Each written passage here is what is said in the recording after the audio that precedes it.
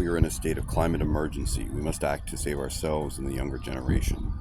We are currently on a path more likely to be on a 12 degrees F hotter on average by 2100 than 4.5 degrees Fahrenheit by 2100. Today we are only at 2.7 degrees and it has already sharply affected our seasons. That's some of the bad news. It really does give us a much greater chance from pretty much being in the Garden of Eden, a place where humans had conquered, to a possible place where it could get out of control and be more like hell for us on Earth. It's carbon dioxide, it warms the Earth, and we put more than 50 pounds per American per day. There's like 330 million Americans. If everybody puts 50 pounds of insulation on their house every day, it's going to get hotter and probably collapse your house. So for us to do that as a society every single day for decades and centuries doesn't make sense. So we have to change some things.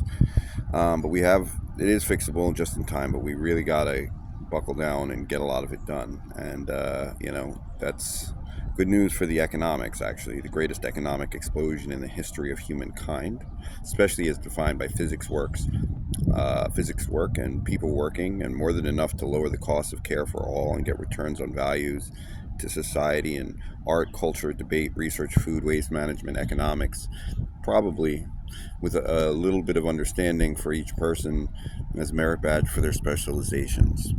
The good news is that more people will have more opportunity to make long-term marks on the world, and more than just their gene pool can be left as a memory of who we are and how we lived and what we did, as long as our future still depends on the choices we make today, not only as individuals but as a society. I offer each person an opportunity to work with me, brother and sisterhood, on a series of steps to get us there, and promise to listen as well as I speak, and if you give me the opportunity to. The start of the contract for the better future is the filling of these forms and keeping on and logging on to a system I have to be able to stop litigating in order to set up for you properly. That's me in a nutshell, and where we are in the first steps to how you can help. My name's Darrell Prince, the Call for Unity, and the brand names on the other things.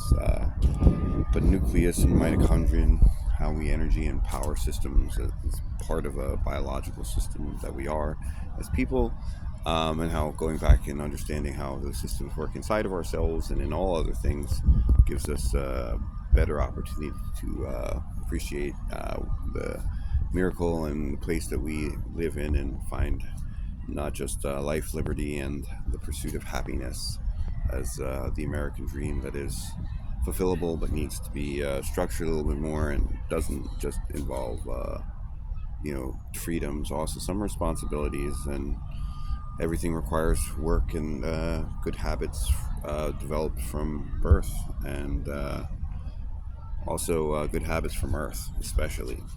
Have a good day.